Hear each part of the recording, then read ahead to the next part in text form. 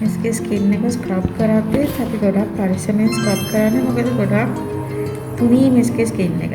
ඒ තරමට sensitive මිස්ගේ skin එක. ඒක නිසා අපි ස්ක්‍රබ් කරද්දී ගොඩක් පරිස්සමෙන් තමයි ස්ක්‍රබ් කරන්නේ. මේ පේනවා මිස්ගේ ස්කින් එක මේක මේ සක්ෂන් එක කරද්දී රතු වෙනවා. ඒ මගේ හැටි චුට්ටක් අවුයක් ඒක තමයි රතු වෙනවා.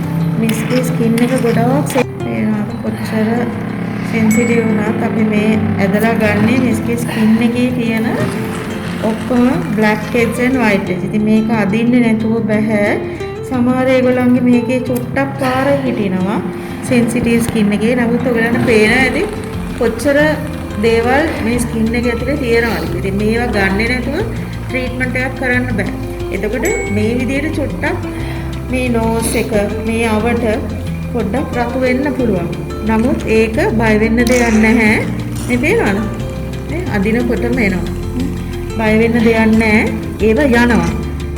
නැතුව මේ අර බොරුවට මේ හයිඩ්‍රා ෆේෂල් එකක් කරනවා කියලා එහෙම නිකන් කරලා වැඩක් නැහැ.